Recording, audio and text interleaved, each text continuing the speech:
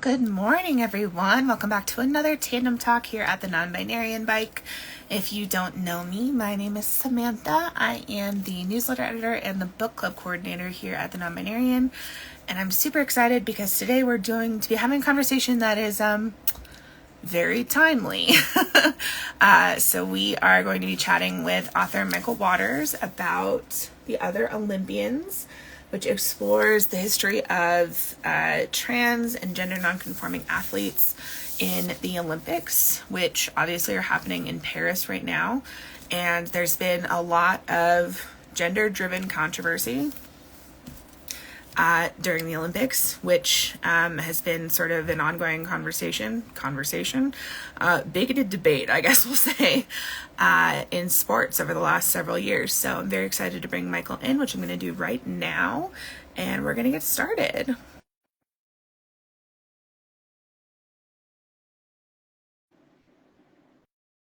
Do the most? What do you mean?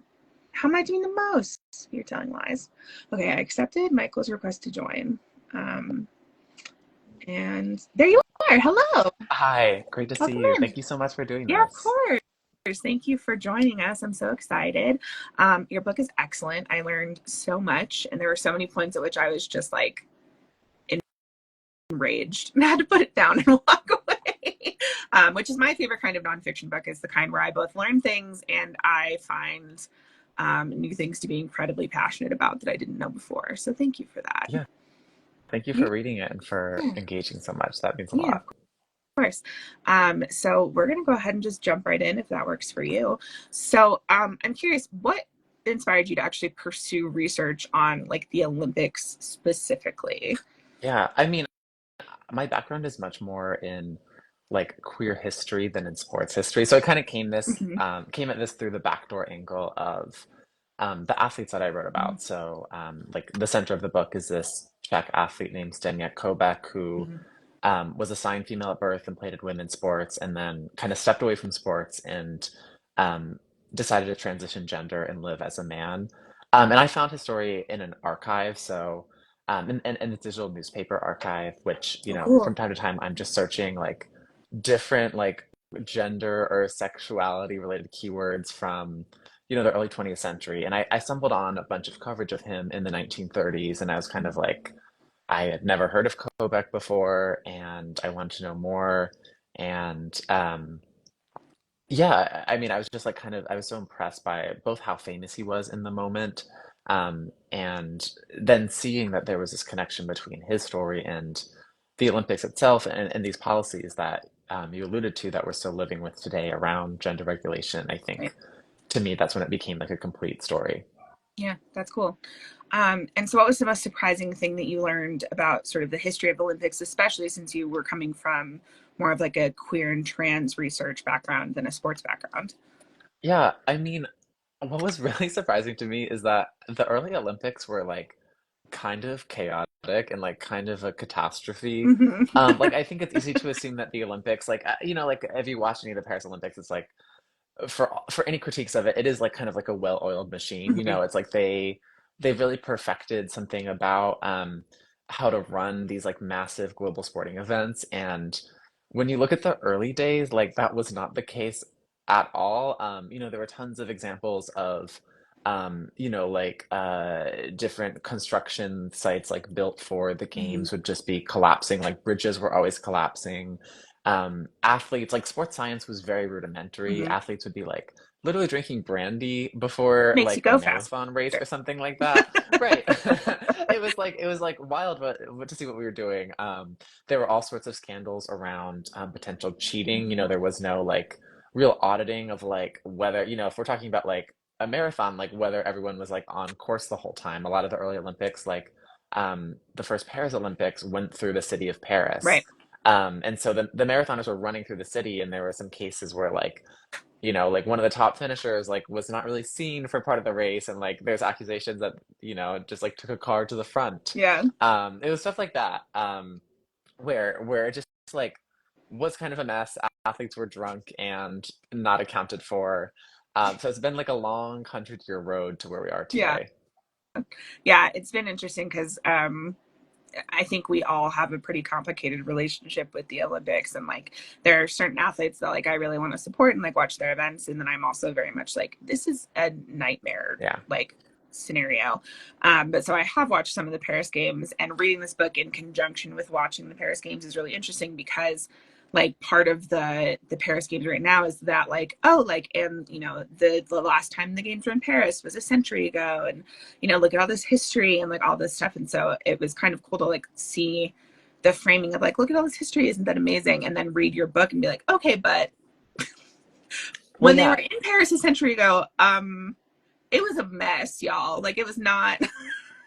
there's also so much like historical amnesia from the IOC right now. Mm-hmm. So like they're Yep. really touting Pierre de Coubertin, who's like the founder of the modern Olympics, Yeah. as being this reason why like they're touting gender parity in the Olympics now, and Mm-hmm. they're touting the founder as like this partially responsible, I guess, for women's sports, which is like so the opposite of what happened. Like Mm-hmm. Pierre de Coubertin did not want women to participate in the Olympics at all. And it was a French woman named Alice Milliat Mm-hmm. who was the reason that the Olympics expanded. But if you like read like the tweets from the IOC, you don't see any evidence of that. Well, and why would they put up evidence of that? Because it does make them look bad, Yeah, right? Like, right, you know, and most people I think are not going to take a second to like think about that and question it, yeah, because I think most people's relationship to the Olympics is very like, oh, cool, like big sports competition every, you know, 2 years. Great. And then that's it. They don't really examine it further. And so it has been an interesting experience, very eye opening for me. And so leaning into that a little bit more, obviously we've currently seen a lot of really bad faith discourse around gender in the current Olympics. And so, how do you think sort of the history of trans athletes in international competitions like the Olympics are factoring into those current debates about gender in sports, specifically in Paris? yeah. I mean, I think like one thing that sort of surprised me about looking through this history and sort of looking at this, so like my book talks about this long history Mm-hmm. of like uh, athletes who would probably identify as like trans or intersex today, going all the way back to the 1930s who were in elite competitions. And I think what you see is that like I don't know, just at different junctures in history, like we it seems like we were just having a better conversation than we are now, Yeah. even, like in 1936, which is a lot of the focus of my book after Kobach, this Czech sprinter, transitions gender and starts living as a man. There's just like, you see in sports magazines, there was this real effort to talk about just like the ways in which sort of male and female categories are permeable. Mm-hmm. They were using 1930s terminology for these things, but there was this real desire to understand and to Mm-hmm. learn. And, um, ultimately what happened is like we didn't really follow that moment, and sports officials didn't follow that cultural moment. And so instead we created these like gender surveillance policies that still exist today. Right. But yeah, and then I think like there's a moment, so like it's probably it's possibly even a piece of disinformation now, but like if you look at the last week, there's lots of talk of chromosomes and whether a certain athlete has certain chromosomes or whatever, which just has no bearing on biological sex or gender, obviously. Mm-hmm. And that was a conversation that the IOC had in the 1960s and 70s, and then eventually, from pushback, kind of abandoned the idea of like measuring athletes by Mm-hmm. chromosomes. And so I think when you look at this history of like, I would say both trans and intersex athletes, like you see the ways in which like, yeah, we've had these moments where we're trying to have a better conversation and like acknowledge the failures of these policies, and then it's just kind Mm-hmm. of wild to in 2024 like see some of those same conversations that were had in the 1960s like rehashed today. Um, yeah, I think that's the gist of it. Yeah. And I don't know that I'm going to pronounce her name correctly because all the coverage that I've seen has been written. But in terms of like Imane Khelif and like all of that that's been happening, from your perspective as like a researcher who's spent, you know, so much time sort of like really in it with this subject, how do you feel like the IOC's treatment of that case has been handled, for lack of a better phrasing?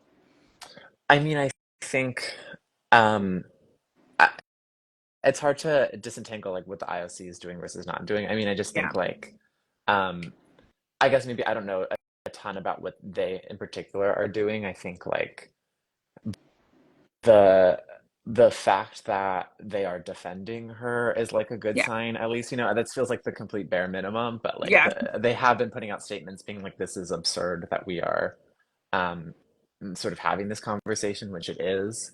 And then I think the IOC today occupies like a complicated space because on one hand, when it comes to sort of trans and intersex inclusion among trans and intersex women specifically at the Olympics, Mhm. um, the IOC released in 2021 this sort of like recommendation basically for more inclusion. And so what they did Mhm. is they stopped crafting policies around eligibility for the whole Olympics. And so they left it up to these like individual sports Right. federations. So like the boxing federation or the track and field federation to make their own policies. And the IOC like said that they wanted more inclusion. What has happened is that we've gone the opposite direction. A lot of the sports Yeah. federations have limited really severely trans women in particular, but then also intersex women, Mhm. and even cis women with like high hormone levels. And so the IOC, like, while they're gesturing at inclusion, is not doing a ton to really like ensure that happens. So I don't know. I think anyone could read that however they want, but Yeah. certainly the IOC's position is complicated, Yeah. I would say. Yeah, that's fair. And do you feel like sort of the way that the current games are going in terms of like that conversation surrounding her matches and also just like the sort of ongoing like blow ups around like, oh, these people can't compete together because of XYZ reason. Um, do you think that what's happening now is indicative of like what the future holds, or do you think that things could change? Yeah, I mean, I like try to be an optimist, so I Sure. do think like I think things can change. Like I just think I think we've had, like I said, like historically, I just think we've had a lot of moments of like more nuanced conversation, and there's no reason we can't go back to that. Hmm. Um, but I do think it is directionally we are not Right. heading we are heading in a bad place. Like I mean, I think it's really striking, and I think it's lost a lot in the coverage is that in the early 2000s, all sports at the Olympics had a path for trans women to compete. Hmm. Like the IOC created a path for trans women that now basically doesn't exist in a lot of sports. Hmm. And so you are seeing, like, when you just look at like the early 2000s to today, over the last 20 years, you are seeing um, some of these like advancements being rolled back. Hmm. And I do also just think that's because ultimately, like these definitions of women that the Olympics keeps trying to craft and then redefine, it's like these are political choices that they're making, um, and they're cultural choices. And I do think like we're seeing this just widespread backlash against trans people in general, and it just I think you see that in the Olympics too. Hmm. This idea that like we went from moving towards inclusion to now moving away from Hmm. that. I don't think that means that's inevitable at all, but Yeah. um, directionally, we have obviously, or they have a lot of work to do. Yeah. So we actually have a question in the chat from Cranberry Fossil, which is an incredible username, which is just, are there previous games where this has happened? Because this is such a public discussion. Yeah, around Imane Khelif, I'm assuming. Hmm. Um, Yeah. well, so I think I think there are two parallels that I'll draw really quickly. So one is that, and I wrote about this in my book, but in 1936, there was an American sprinter named Helen Stevens who, by all accounts, is a cis woman who, won gold at the Berlin Olympics Hmm. in 1936. And this was an era in which there was, and it's really there as there still is, like lots of anxiety around women's sports and around like feminine women, and the idea of like having to perform gender in this very specific way. And so Yeah. Helen Stevens was one of America's best athletes at the Berlin Games that year. But um, she also just like had a deep voice, which came from a childhood accident actually. So she just, and then she had just like large biceps. She had these like, which of course she's like a Right. triathlete. Yeah. But she had like, there are these like things about her that were perceived as being masculine by the public. And so she was actually the source of lots of fear mongering up into the Olympics. And then when she won gold, there was this Polish newspaper that published um, a kind of absurd accusation that she was a man. Seemingly like, I don't know if she was trying to, this paper was trying to say she was like a cis man who has dressed up or whatever. Like, it's not even Hmm. clear what these people are talking about. But it led to this whole news cycle in 1936, sort of speculating on Helen Stevens' like body and her identity. Um, and there was this rumor, which like I couldn't really verify, so I don't know if it's true, but like there's this rumor that like she had actually been medically examined to like prove her sex, like sort of whatever that means, that they had that like sports officials had examined her to verify in their minds that Hmm. she sort of met this normative idea of being a woman. It's not totally clear if that happened because there was reporting on that at the time, and then shortly after, there's a bunch of people who are like, no, that didn't happen. Yeah. Um, but that I think that feels pretty similar to Yeah. today. And then I also think like obviously all of this is magnified too, because for women of color, like Imane Khelif, Helen Stevens was a white woman, but sort of as the Olympics became more inclusive and included just honestly like non-European countries more and Hmm. more, I mean, you've seen a lot of this fixation Hmm. on women of color specifically. The other case I'll just really quickly mention, I don't totally know how to pronounce her last name actually, but it's Iwa Klubkowska, who was a Polish sprinter who in 1967 was her chromosomes were tested, which was the policy of the Olympics in the 1960s, that they would sort of decide who's eligible based on their chromosomes. And it's not totally clear, but like the reporting was that she had like a multiplicity of chromosomes, so more than just two chromosomes, which, it really means nothing about like your assigned sex, and of course, nothing about your lived Right. gender. But the Olympics used that to ban her from, or I should say, the Track and Field Federation used that to ban her from elite sports. And so that was like a big news story in 1967, which I think echoes some of this like misinformation, disinformation around chromosomes too that we're seeing today. So yeah, I mean, we've had versions of this Yeah. conversation over and over again. It's like it's just a very familiar kind of fear mongering, which is wild to see today because I've just been seeing it in the archives for so long, and then it's Yeah. like here it is happening Yeah. again. Absolutely. Which I think, you know, you mentioned this very briefly, but like I think that the way that gender ideology is sort of discussed in sports is very much rooted in Yeah, politics. So like, can you just speak a little bit to like how those two things sort of intersect specifically in like the sports realm at the yeah, Olympics? for sure. I mean, I think that like these choices about eligibility are so subjective. Like I think that's probably like self-evident to you and to this audience, but like this idea that we are cleaving some people into the category of woman and some people into the category of Hmm. man.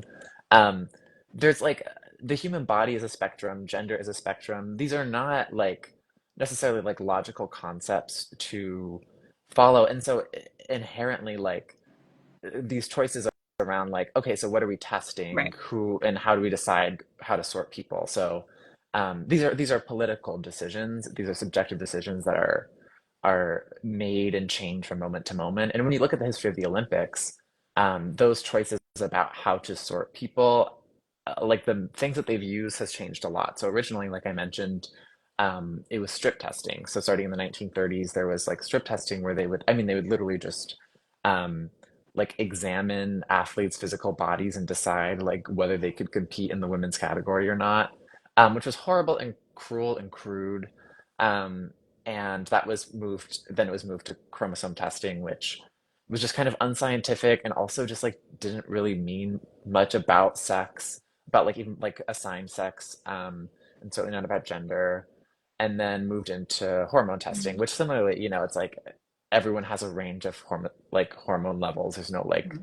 cut off of like you have this hormone level, so therefore like we're assigning you this Right. sex or whatever. And so it's like they are subjective choices, and we've just like run the gamut of like different things to test, and every time it's like excluding people. Hmm. Um, so yeah, I guess I would just say like it's political because it's like there are like literally bureaucrats who are deciding Yeah. these things, and I Yeah. think it's ultimately like the idea that we're putting the like people's gender and like how people are allowed to identify and like live in sports like at the hands of like a private organization and this kind of like Mhm. random group of sports officials to me is wild. Just that we would Yeah. entrust them with that power to say like you get to be this gender and you don't get to be this gender. Um, so yeah, I think that's the politics of it all is like that policy line that they are writing every time. Yeah. Well, and how do you think misogyny plays into it? Because it seems to me, at least, as like a very outside observer of this, um, that these things are 9 times out of 10 aimed at women who are competing. I don't think, I mean, Kay just mentioned this in the chat, like, I don't think we see male athletes scrutinized in the same way. We see them scrutinized for like performance enhancing drugs. We see them scrutinized for, like potential cheating scandals, but there's never any question of like, nope, that's a man and he's running with the other men. Yeah, So yeah, how does misogyny sort of play into it? for sure. Yeah, and to confirm that, yeah, there's never been scrutiny Yeah, of male sports. We're not trying to like measure the heights of like male basketball players or the hormone levels of like male athletes, right, even though they would have similar variations of testosterone levels, for instance. right. Um, and I think the misogyny is like sort of embedded in these policies themselves. And so like before you even saw this idea of cleaving like of creating these like gender surveillance policies that we have today, Hmm. um, there was just this generalized anxiety about women's sports. So in like the early 20th century, That first of sounds all, so like I mentioned at the start, silly. yeah, no, but I mean, it was silly. Like there was, um, the founder of the Olympics didn't want women to play. Right. Like has some tons of horrible quotes about like how he didn't like the sight of women athletes. And like slowly women were able to play in like certain sports that were often associated with like the white upper class and were Hmm. seen as being very feminine, like a sport like tennis in the in the early 20th Right. century, or a sport like golf. Um, and then we talk about a sport like track and field, which was available to a wider cross section of athletes, just because you didn't have to be like a member of a club to do track and Hmm. field at the time. Um, there was all of this panic around like whether running track would like endanger, but first of all, like endanger the health of a woman or like ruin their reproductive Yeah. system. Like that was like a common fear. But then Hmm. also there's this idea of like sports is masculinizing. Like you really Hmm. see this even in the 1920s. There was like newspaper articles talking about how women athletes like looked quote unquote like mannish, or even this concern. Like there was this one wild British newspaper that wrote about how like women's sports is going to create like a neuter gender, which is like this idea that like somehow by playing sports, women are becoming masculine. Um, which I'm like, maybe some were, but it's just like there was lots of there was lots of some panic about that. And so the fixation, and then when we talk about Helen Stevens, and this fixation on her body, these policies really did come out of this concern about masculine women and about like we need women athletes to fit this like very strict notion of like white sort of European femininity. Hmm. Um, and yeah, I mean, I think that's also just those policies directly came out of that. And Yeah. so I also just think it's important and often lost is that like the movement for women's sports is like these policies sort of implicate not just, and I think you see this with Imane Khelif too, these policies implicate not just trans women or intersex women, but also cis women. Like these Yeah. things are all tied up in the policies themselves were crafted to restrict women's sports in general. And were crafted by people who did not support women's sports in general. And so I think that's why you see these legacies all bound up. Hmm. Of course, someone like J.K. Rowling would never see it that way, but like historically, I think um, that's the like linkage between Yeah. these things. Yeah. So we do have another question in the chat from Sunny Beans, also a great username, which is, as far as intersex women were concerned, were they expected to compete as males, or were they told not to compete, or just was there something else that sort of happened for them? Yeah, that's a good question. I can't think of historically whether I saw a case of an intersex woman who ended up playing in men's sports. Basically, they would have been banned from women's Right. sports. Um, if they like failed a strip test or a chromosome test or something like that and like failed, whatever. Whatever that Um, means. yeah, I think I think in the cases that I saw, these women were just dismissed from sports. I mean, it's possible they could have tried to play in men's sports, which like could have been traumatizing and also not what they wanted anyway. Yeah. Um, but yeah, I think it's technically like a ban from women's sports, but like a ban from like your lived gender is also, there's some people who are willing to deal with that and some people Yeah. who are not. Yeah, Yeah. absolutely. Yeah. Yikes.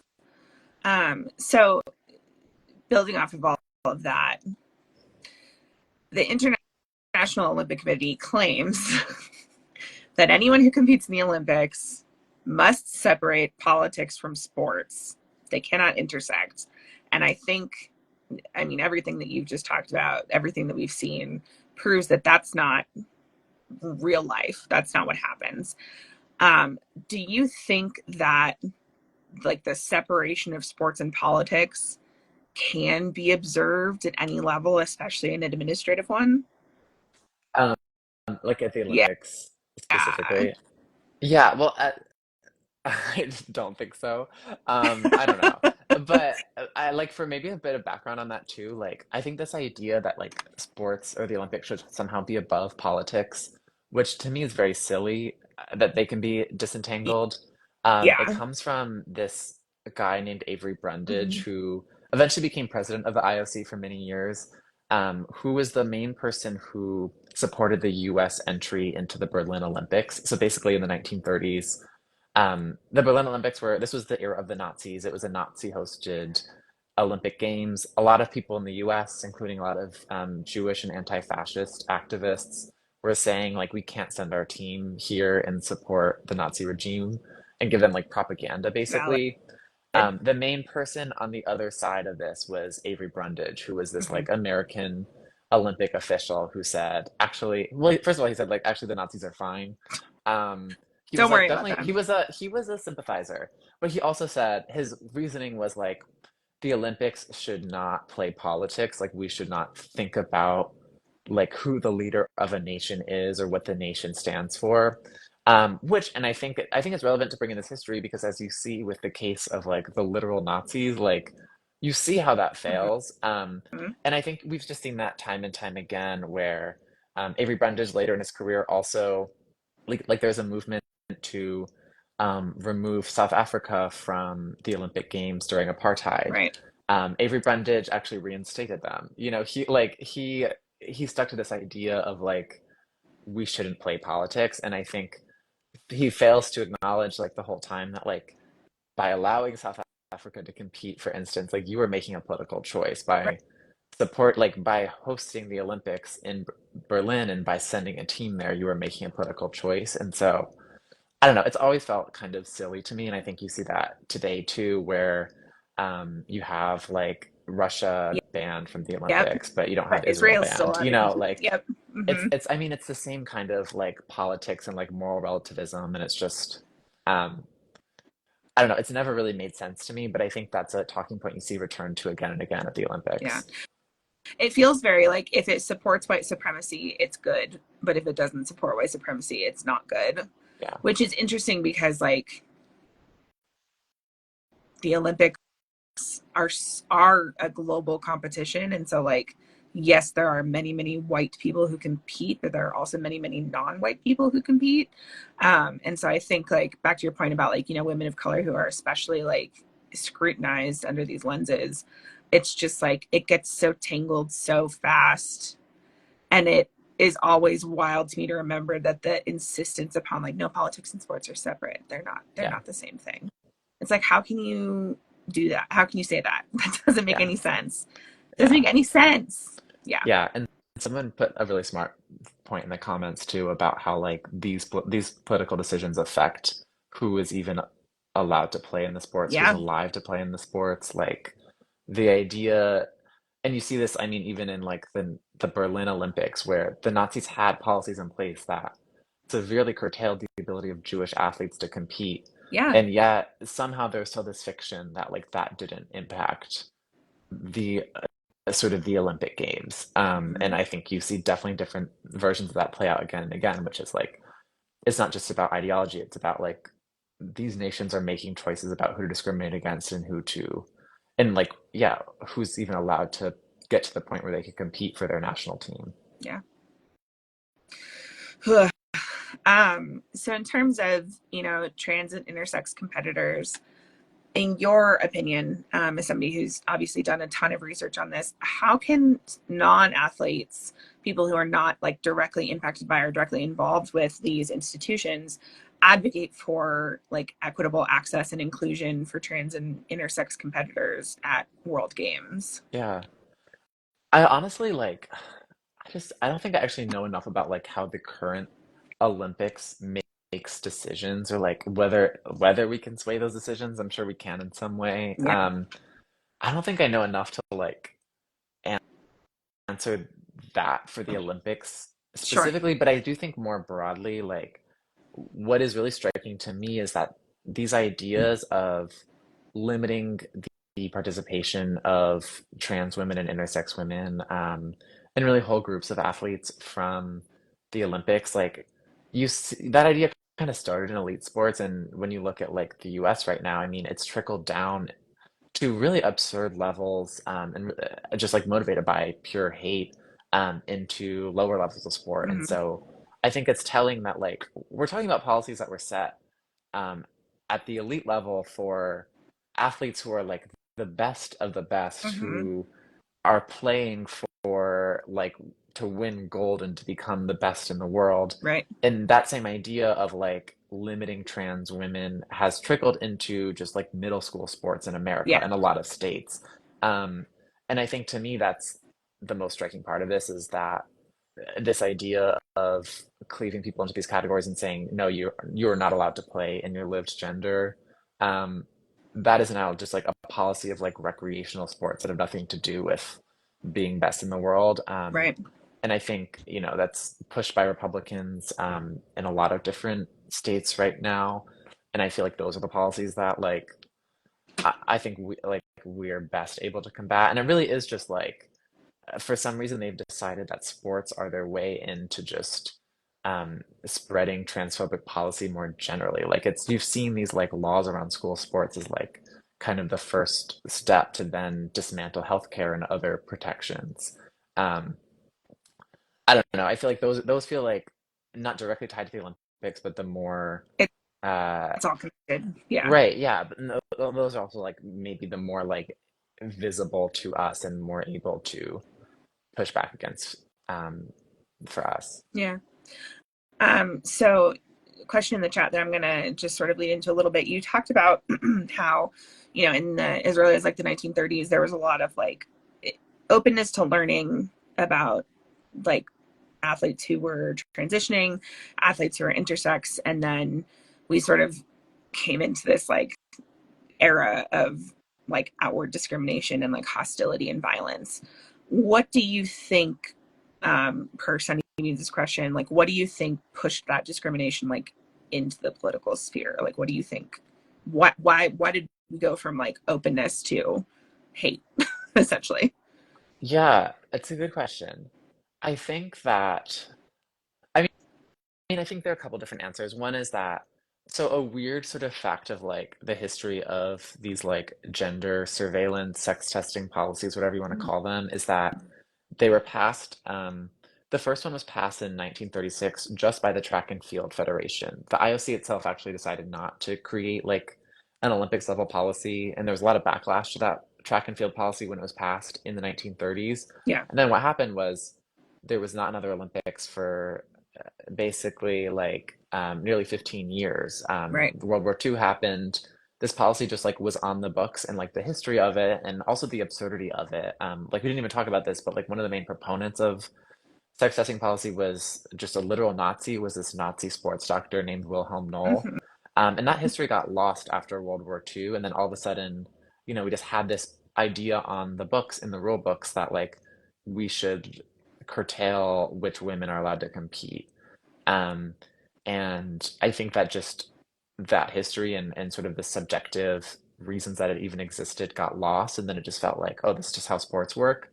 I think that's one aspect. And the Mm-hmm. other thing is that the Cold War was really like a big reason that sex testing gained prominence, um, across the Olympics, and just became kind of like this like cultural, um, thing that a lot of people were aware of, which is basically, a lot of So in the late 1950s, the USSR had entered the Olympics for the first time, and there were a lot of like masculine presenting, or at least to the American eyes, like masculine presenting Eastern European women who were winning gold.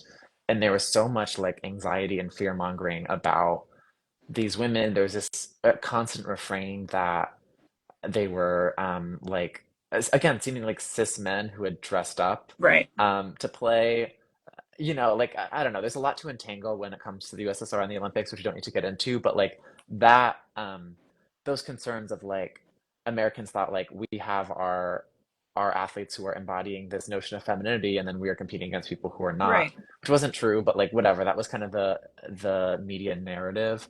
That was what prompted this idea of we need to surveil the bodies of these athletes and decide who gets to play as women. And so it's in the 1960s when you see the whole Olympics adopt these policies. And so I guess that's the technical historical answer, is really like the Cold War Yeah. is how this became like a political topic. Yeah. Wild. The Cold War did so much damage. And I when know. we're taught about the Cold War in school, I feel like it's like, and nothing happened. Nobody fought.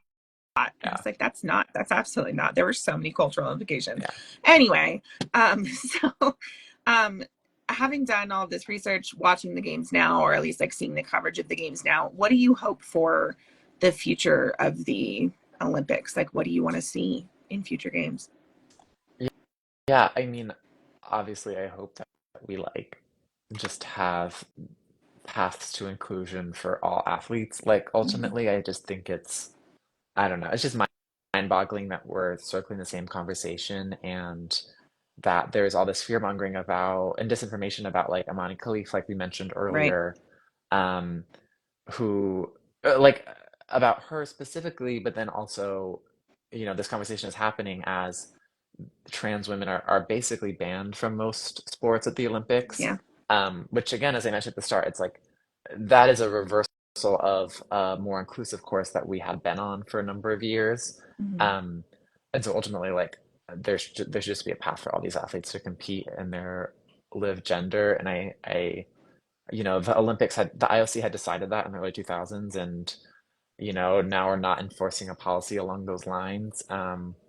And I mean, there's a lot that I hope for with the Olympics. Like there's like we're not talking about like There's so the much. displacement of the games and like the Yep. gentrification it causes, housing, like whatever. There's a lot that There's goes so wrong with much. the Yeah. The Olympics. But when it economic comes to the crises that topic of gender, follow. yeah, Yeah. um, one would hope that some of these broken discussions we're seeing today would inspire sports officials to create, just like include everyone in their live gender. I don't know. Remains to be seen whether that will happen, but that's certainly my hope. Do Yeah. you have any hopes for the Olympics? I feel the same way. I mean, like I said, like I think we all have complicated relationships with the Olympics, and like my partners and I have been watching a lot of the events, and we talked about, how like when I was a little kid and I would watch with my mom, it was like we would watch like the ice skating and the gymnastics. That was all that we would watch. And as I got older, it was like, oh no, I'm interested in these other sports too. And then as I got even older, it was like, oh, the Olympics are like really messy. Yeah, Like they do terrible things. yeah, They destroy countries' economies. Like they displace so many thousands of people. The decisions that the IOC makes in terms of like who can compete and who can't, not just in terms of specific like athletes, but in terms of specific yeah, countries, doesn't make sense to me. I mean, it does because it, like I said, it's all white supremacy at the end of the day, but like, it doesn't make sense to me from like a humanity point of view. yeah, And so I think, in my ideal world, those things will all like get better. And I don't know enough about the specific systems in place for each of those problems yeah, to like suggest how to make them better. yeah, I know that like I believe in advocacy work on behalf of like trans and intersex athletes. I believe in advocacy work on behalf of, inclusion for like LGBTQ people and marginalized people of other groups. And my hope is just that like someday that will make enough of an impact that it will reflect in this like massive international sports competition that is so deeply loved and also hated by so many people all over the world. You know what I yeah, mean? yeah. So, I hope you're right. Yeah, me too. Okay, so my last question for you. Oh wait, okay, so we got one more from Sunny Beans actually. How would you respond to the backlash that Imane Khelif has gotten over her gender? How would you respond to the backlash? Outside of the IOC, I don't know how I don't, or just like as a normal person, or a historian of this stuff, like, um, I, I mean, I guess I'm not totally sure what position I'm occupying in this case, um, but I do think like it is striking that there's just so much disinformation and that Yeah, like I kind of said this earlier, but just that we're back to this era of like looking at athletes and trying to determine like their assigned like sex or whatever. I don't even understand what like is supposed to be happening there by anyway, but like this era of just like trying to examine athletes and their bodies like this, it's just something that like had started in the 1920s, right, and it seemed like potentially there was a lot of moments when we could have moved away from it. um I don't know, I mean, I think like like create like I guess how I would respond is, and I said this earlier, but I just think that like women's sports, like the these policies affect trans and intersex and cis women altogether. yeah, Definitely like they are leveraged against specifically trans women, but I think you see in Imani Khalif's case, especially that like the same fear mongering against trans women is also like spreads inevitably to even cis women who don't fit like one fantasy author's idea of like what femininity right. is, white fantasy author's idea of like what white femininity is. And so I think like I just like I guess my bias is just that I think being inclusive about who can play um actually like sort of begins to counteract this desire to fixate on anyone's body and decide who can compete and who cannot. I think, if we had paths to inclusion for everyone, there would be no need to try to focus on any one athlete and like spread this disinformation and this fear mongering Hmm. about her. Yeah, I agree. Um, so then just to wrap up, can you tell us anything about what you're working on now or where your research is sort of taking you at the moment? Oh God, I wish I knew. Fair enough. Um, yeah, I don't know. I've been researching different things. Okay. Nothing's honestly super concrete. I do think I'm still like the book came out early in June, and I kind of thought by now I would be back to normal after it, and I still feel a little like I don't know. I feel a little out of a little Back scattered, a to little normal out of it. as in like no longer thinking about the Olympics 24/7 I or know. Yeah, I mean, whatever. Yeah, just like have free time oh again. sure. That's what I'm looking forward to. Yeah. So we'll see. But yeah, thank you for the Yeah, question. And yeah, of thank you. I course. mean, thank you for reading the book and for doing this. I mean, you're Yeah. so wonderful to chat with. I am really honored to be Oh, here. thank you. Yeah, I'm so glad that you joined us. I thought this was great. When we planned this conversation, I did not expect there to be a massive like controversy surrounding a Yeah. single athlete during the Olympics. Although that probably should have been on my bingo card with the way that things have Yeah. been going.